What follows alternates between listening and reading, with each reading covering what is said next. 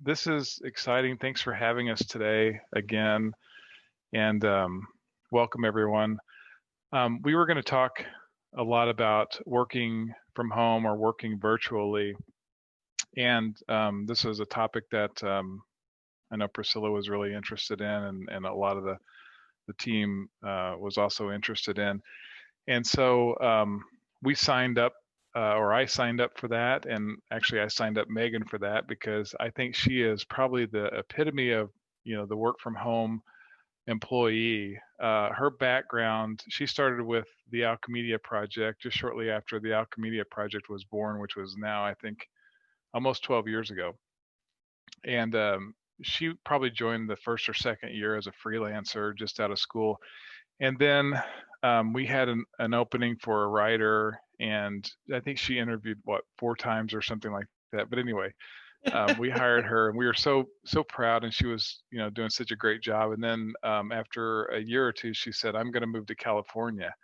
And so we were like, "Oh wow, that's because we were all just traditionally in one group in one building, 8 to 5, the whole drill." And so we said, okay, gosh, you're so good, and we've trained you, and you're knocking the ball out of the park and all that. So let's just try this working remotely. And there weren't really great tools at that time. They've come a long way. So she moved to California, worked remote for a while, and then she called and said, "I'm going to move to Chicago." So we navigated through that because we thought, well, that's no problem. You'll be in the same time zone, which would be really great. So she moved to Chicago, and then we decided that we would build an office around her. And so we started an office in Naperville, or we conceived plans for an office in Naperville. And so just as we were starting the construction on the Naperville office, Megan called and said, "I'm going to move to St. Louis." So she, I don't think, was even there for the opening of the office, so moved to St. Louis, and we went ahead with that office, and some other people ran it. And so she's been remote for most of her career, and has just recently been promoted to executive creative director of the Alchemedia project. So she takes over a role that she's been a part of the agency for most, or maybe all, of her career. And so she's taking the reins of that agency. And so she's demonstrated over this time that you don't have to be in the same office, you don't have to be in the same time zone. Working virtually does work, and she's demonstrated that, and she's made advancements in her career, really all the way to the top of that of the Alchemedia project organization. So anyway, that's a long introduction, but I wanted you to know her background, know what she's about. So she's put together this hack guide, and she shows it literally to everybody that we onboard, so that they know how to work with her. And now we've kind of tapped into her to extend that, and so she's really helped our culture in understanding how better to work with people remotely, because our whole company now is remote. So with that, without further ado, Megan Brammeier, Executive Creative Director. Thanks, Megan. Thanks, Tim. You make me sound like a flake. I wasn't running from anyone. I wasn't running from anyone or anything, just family, husband, career changes and opportunities. We just chased them all. So that's right. Thank you for that introduction. I am going to share my screen. So as Tim mentioned, I have been remote for about 7 years, but things changed quite a bit this year when everybody became remote. In a lot of ways for the better for me. I'm no longer like the only person in the room who can't see what everybody's talking about. Like, can somebody point the computer at the wall? We found more collaborative ways to work together remotely. And so I already kind of had this guide in place at the Alchemedia project. And it was more of how to work if you have a remote employee on your team, whether you're their manager, you're managing them, or you're working with them as a colleague. And then we adapted this guide this year as everybody went remote, and kind of a lot of things changed about working remote this year. The big one being that now other people are in this house when I'm trying to work. So kids are schooling from home and spouses are also working from home. And those kinds of things have really made this year particularly a lot more complicated from a work from home perspective. So this is kind of what we call our informal guide to working from home at the Marlin Network. And there are a few really good things, hopefully you guys have enjoyed, about working from home. The good things are there's flexibility. Once you get comfortable in the remote working world, there is this permission to be flexible with your schedule. If you need to tend to something midday and make up for it in the evening or whatever, there's this flexibility as long as you're always there for your colleagues. There's comfort. So I am what I call a floater. I used to like to float around my house a lot. I would work at my kitchen table part of the day and from my favorite chair part of the day. So there's comfort in being in an environment that makes you feel good. And there's time savings in no commutes, no drives, no kind of killing time at the office. If it's 3 p.m. and you've done everything you need to do for the day, there's kind of less wasted time in those 2 hours. Like maybe you do a chore and some work comes through instead of just like sitting there feeling kind of like there's nothing to be done. But with working from home comes the less good. So there is the factor of loneliness and isolation, withering relationships when we're used to face-to-face communication, and less organic communication. So things don't just happen quite as naturally as they do in an office setting when you're surrounded by people and you can look over someone's shoulder, or you can have a quick chat in the break room about a project. It takes a lot more intentional dialogue, which I'll talk about.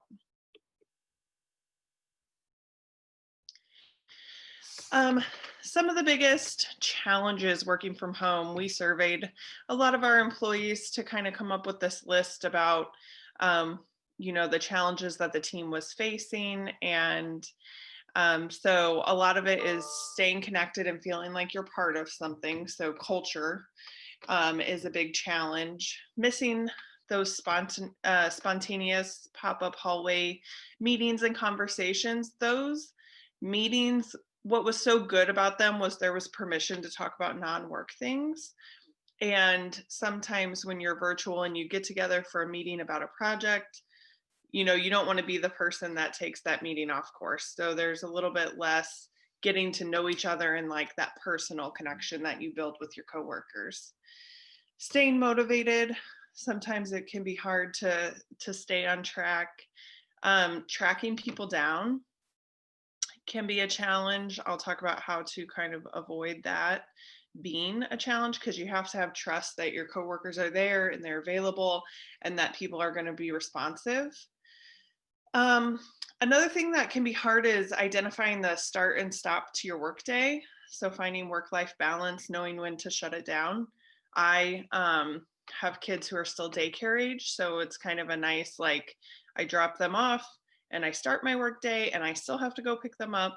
So it kind of signals the end of my workday, or at least my, what I call a 5 to 8 break, when I just focus on my family during those few hours.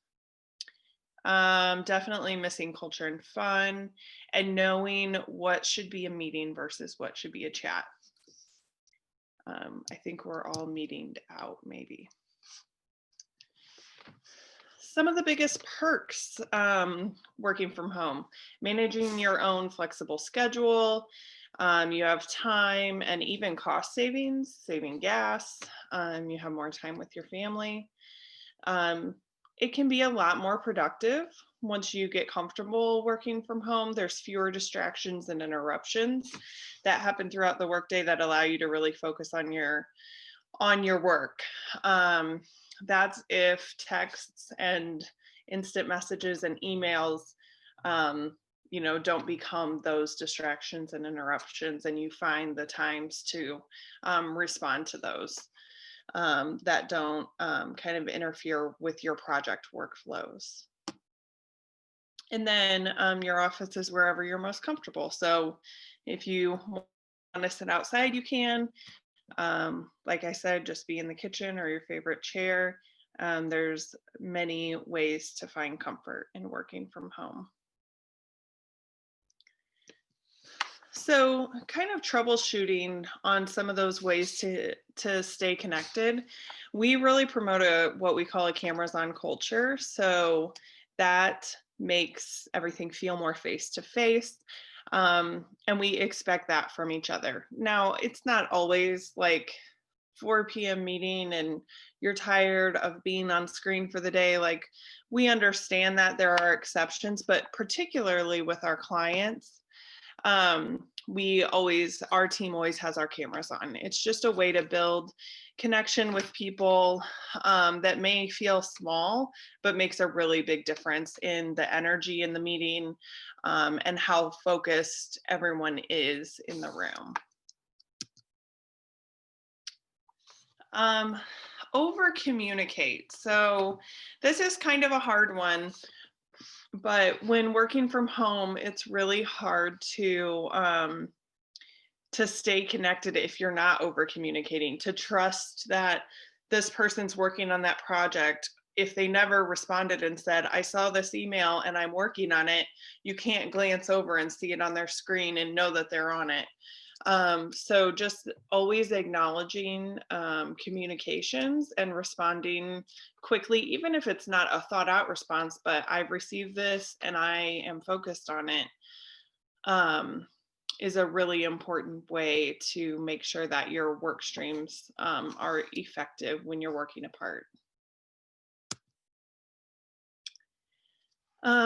Always show up. So we had a lot of people feeling the lack of culture and connectivity and community. So we started like informal, we call them coffee talks, where we just kind of gather, and it's a time to where there's permission. Sometimes we have a topic to cover, but it's also a time for our team members just to share what's been going on or talk about how virtual school's been going for their kids, or what they've been streaming on Netflix lately. So it's important that people take advantage of those opportunities, have those areas where they can just unwind, whether that's in a meeting or in a Slack channel. Slack is what we use for our instant message. So whatever you guys use for your instant message. And it's just a way to talk to your team less formally. So it's important though that everybody participate, or then it just kind of like fizzles out and there's not really much excitement. Everyone stops posting in that channel because nobody ever reacts to it or shares something else. So it takes some deliberate intent to keep it going. And then we just invite everyone to be part of the team. So everyone, or culture is organic. Everyone has the power to create culture, engagement, and community. So I know after we had this meeting, a senior art director on our team, Jeremy, said, hey, all the designers used to like go out for tacos every Tuesday. And I missed that. And I said, well, that's great. And so he initiated Taco Tuesday. So all the designers still get together every Tuesday and sometimes have tacos or heat up leftovers or whatever's available in their kitchen. But they meet up virtually and still have Taco Tuesday. So just finding ways, a new way of still keeping that culture alive.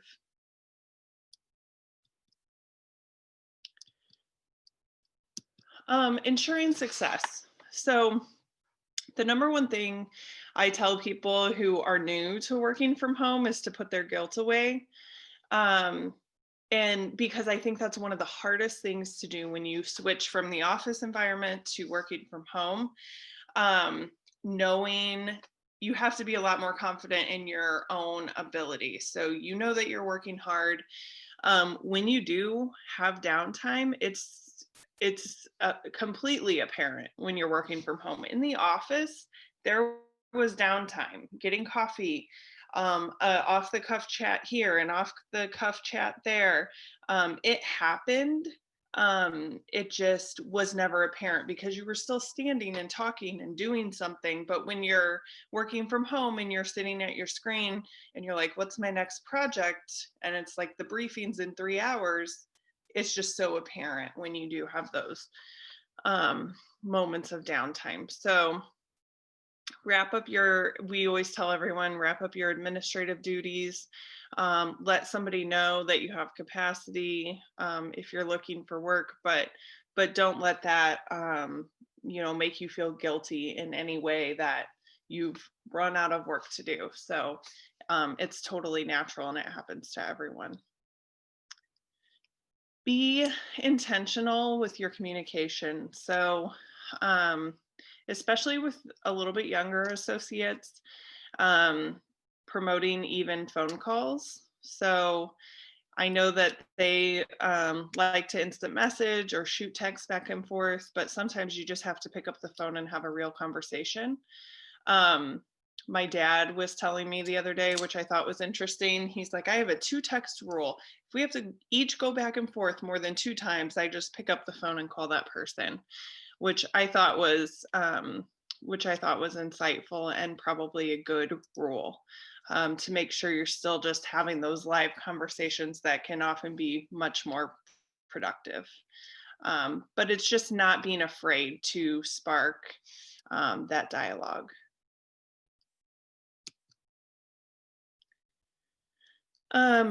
Being available is extremely important. So while instant message and text and emails, it can feel overwhelming sometimes, like you have to respond to everything right away. But that's not always the case. Just acknowledging receipt of messages is very important so that people know that you're there. And it's not hard to hunt you down. They're not left worrying, have you seen it? Are you going to take care of it? Be available so they can find you, but don't feel like you have to over engage and get everything done right when it's sent your way. Finding a routine is a really personal, it's of personal importance for your mental health.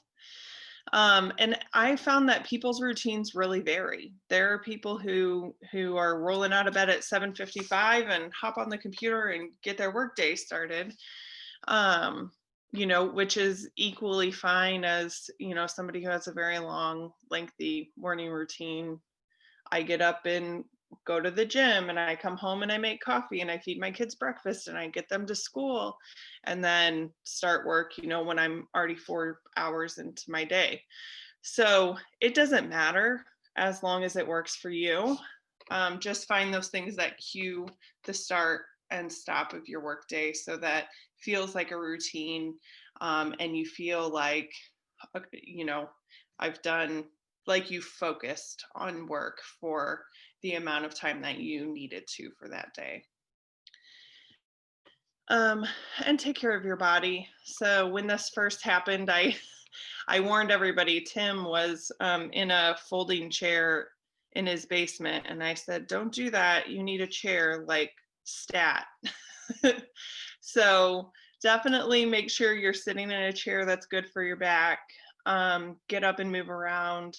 Be proactive in taking action, moving around, practice good posture. It's a real dilemma when you're working from home. You don't stand up often enough. My watch keeps me honest to make sure I stand up at least once an hour. So just make sure you're taking care of your body.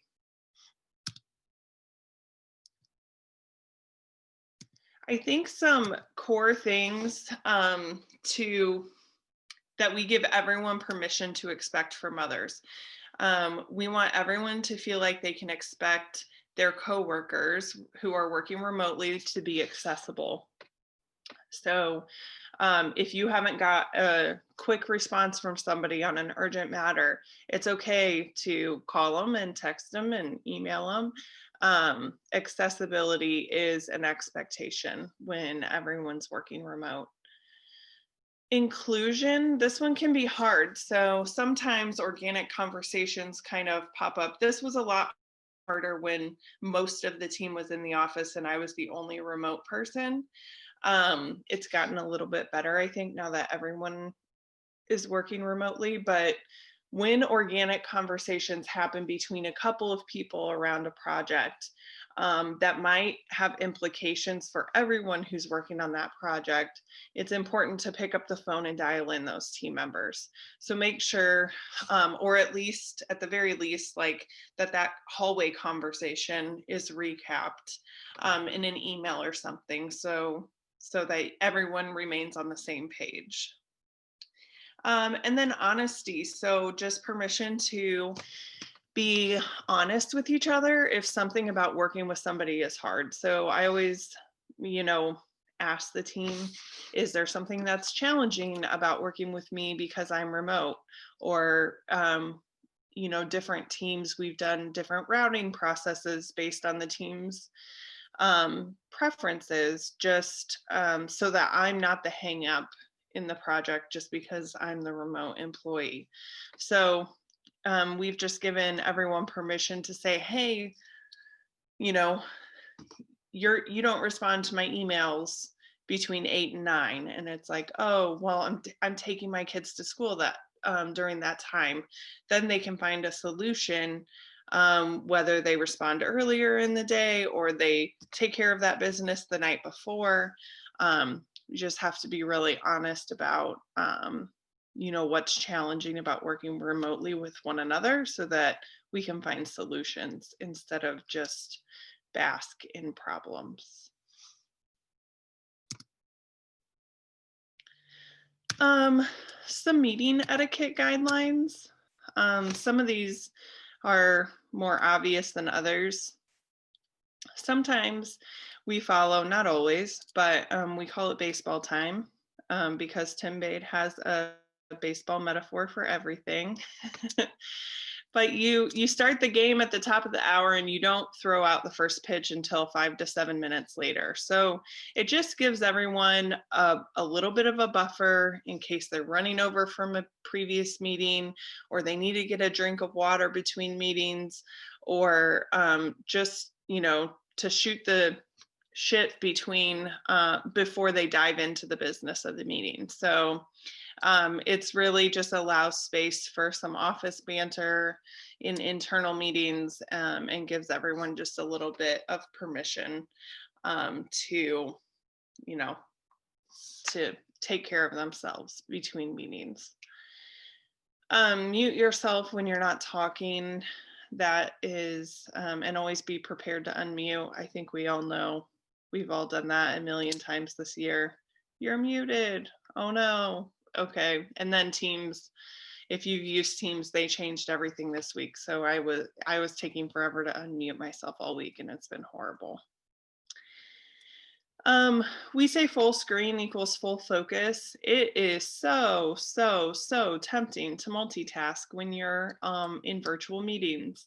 But if you take the meeting full screen, it becomes your full focus, and allows you to be more fully engaged in the meeting so that you're listening intently, absorbing the content that's being shared, and reduces the risk of distractions by other notifications. So full screen, full focus is a really easy way to remember that tip.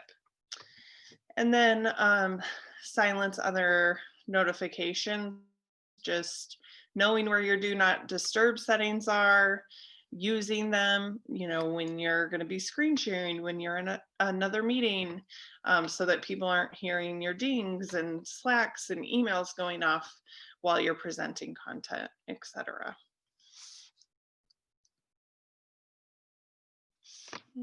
Click.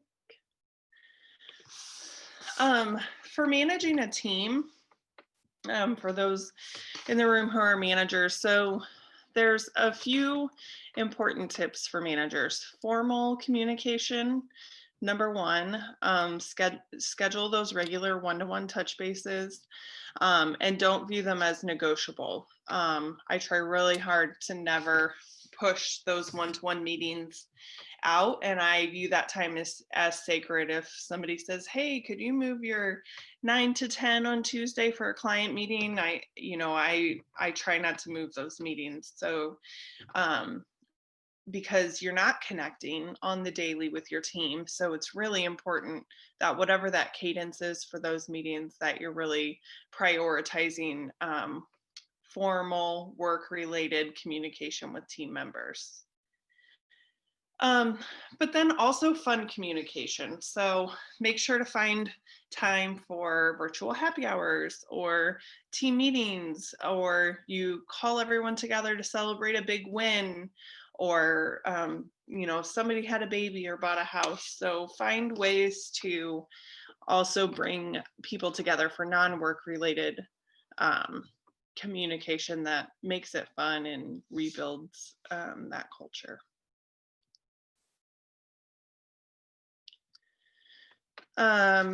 Informal communication, ensure there's open, honest, and frequent communication about non-project related topics like family or vacations, as a way to stay connected.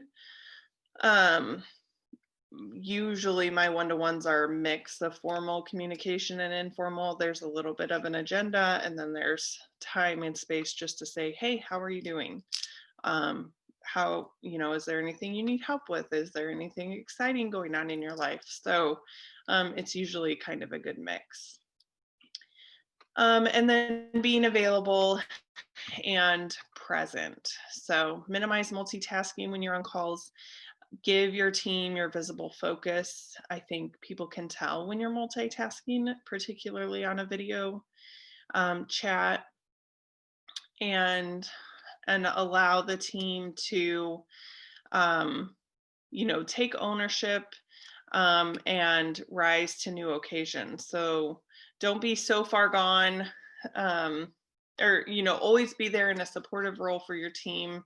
But it's important that managing remotely, that we don't default to emailing as coaching. We provide coaching and support along the way, but continue to push colleagues to take ownership of their own projects and don't become micromanagers, which can be hard before a real sense of trust is built between you and your team, when again you can't provide like physical oversight.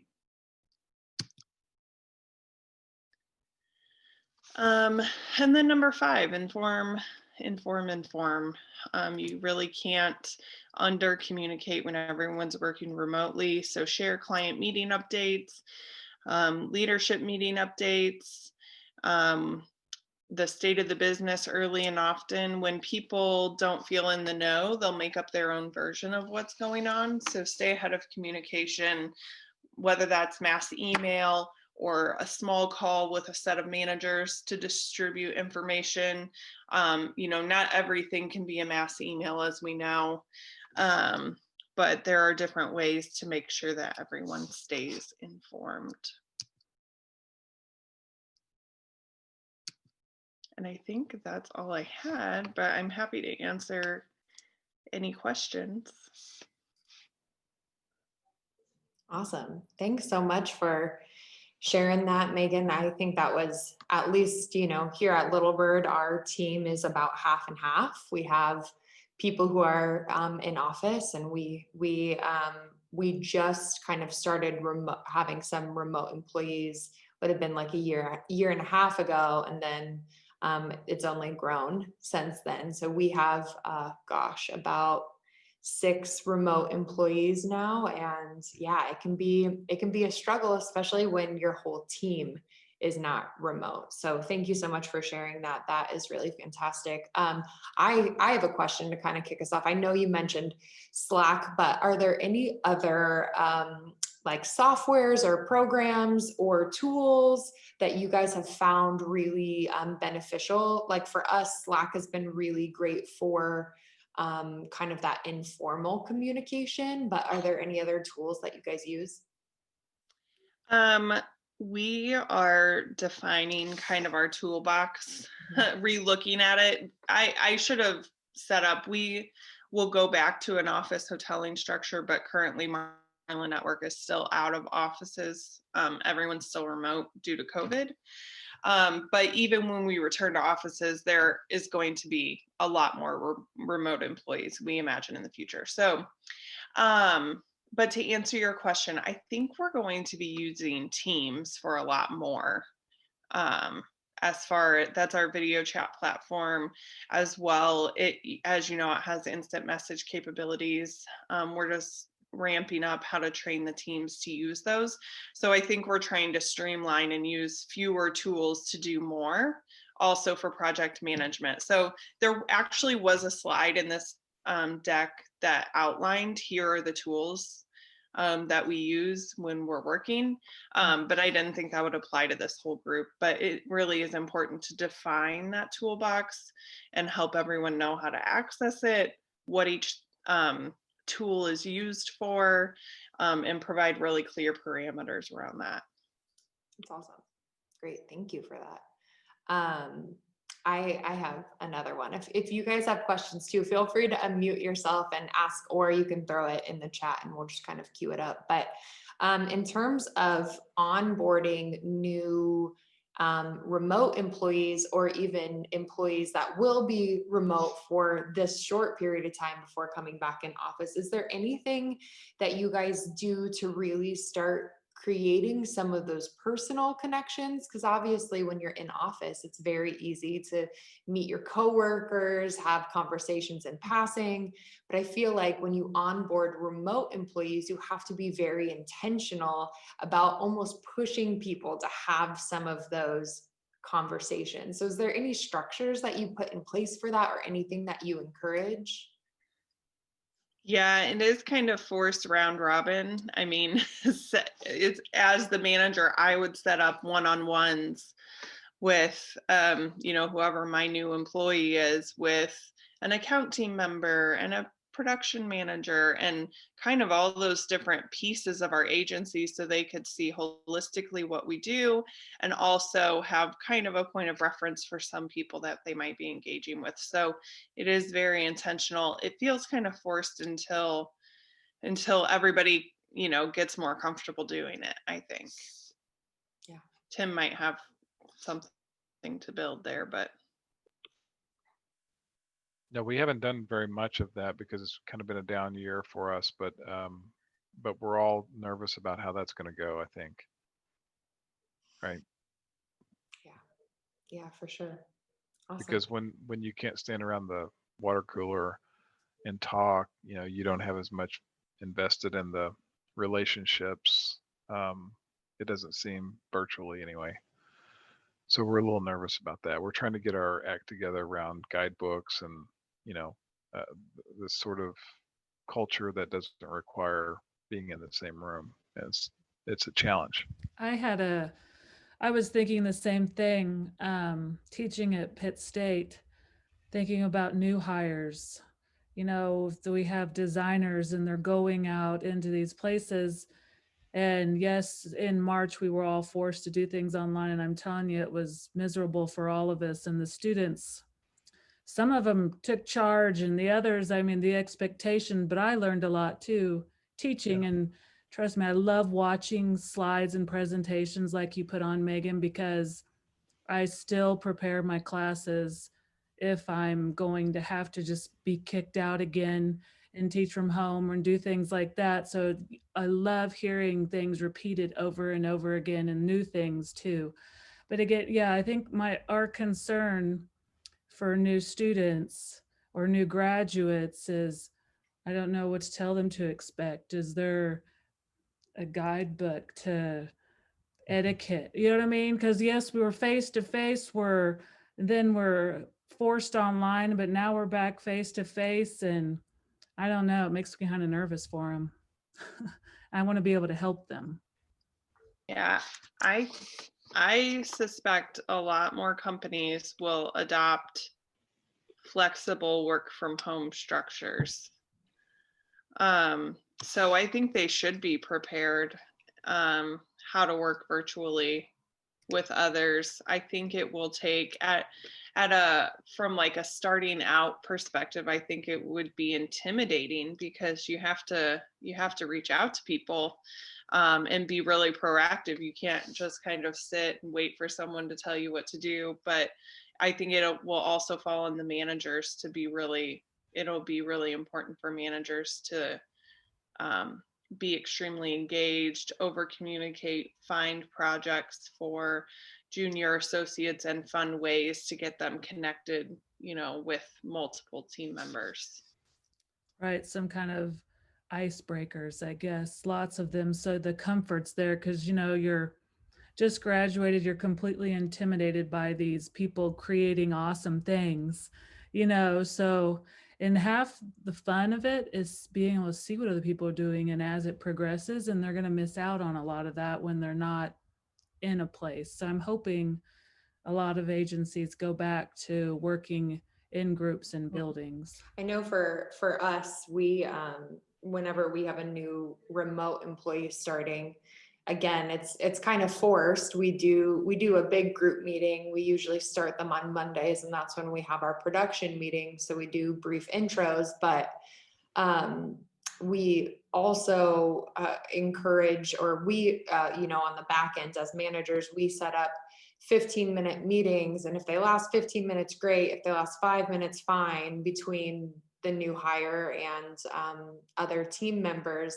So that way, in reality, virtual meetings, people are just used to them now. So it's not as uncomfortable as you would think it would be, but at least they can just like meet each other, share, I don't know, fun fact, just say hi, because I feel like you have to force it. At least my personality type, I would definitely be the person that would come in and then just kind of fly under the radar, because that's not my go-to. I'm not necessarily super extroverted or outgoing, but I think those structures kind of ease a little bit of that anxiety and like set a platform for the rest of our employees. And we use Slack a lot for our informal communication and just building relationships. We have our main channel that includes all employees. We have a channel for just our content team. We have one just for our creative team. We have one for all of our pets. So if people are working from home and their pet's like super cute, snuggled up next to them, they throw a picture in that one.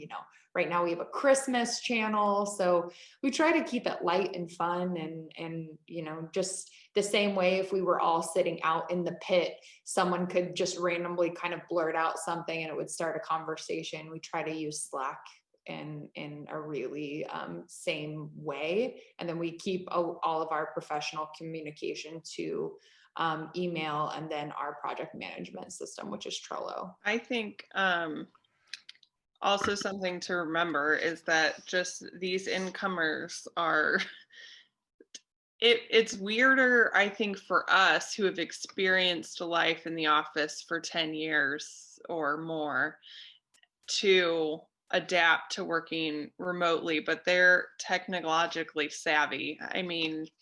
My kids got switched to remote schooling for the last 2 weeks, and like my 5-year-old and 8-year-old hopped on Zoom calls and participated in their class chats, and like their generation that's like the only way they're not going to know how to work. They log into their Google Stream, see what they have to do for the day, and then I just go in and check it. So I think sometimes I try to shed my awkwardness first, because I'm like, it's only awkward for me potentially. That's kind of how they live through a screen. So I've got a question for you. When we were working remote earlier in the year, when everything shut down, there was kind of an example, a really bad example of a conversation that shouldn't happen on Slack. And so I think that for the kind of informal stuff, it can be really fun, but then you throw in the things that were happening in our world earlier this year, there was a lot of controversy. And so those conversations just naturally turned to what's on the news every day. And so I just kind of ask, how do you kind of set the expectation for people to know what is okay for Slack and what's not? Yeah, I think that's a great question. I think if it's controversial, it should happen in one-to-one Slack. If it's in Slack, that's okay with me if it's between two people, but in the group channels, that's where it feels like it could likely be making others uncomfortable. It could make, people could make inappropriate comments. So I think I would address with whoever's initiating the conversations there, to not comment on those topics, probably in shared channels. And then the other thing about Slack is like when you're screen sharing and you don't have do not disturb. I mean, we've had, multiple instances of iMessages or Slacks popping up like, oh no, like cringy moments that have happened too, where it's like, oh no, we just saw, banter between two people, which is fine. But then when everyone sees it, it's not the best. Great. Do we have any more questions? So Megan, I have one question.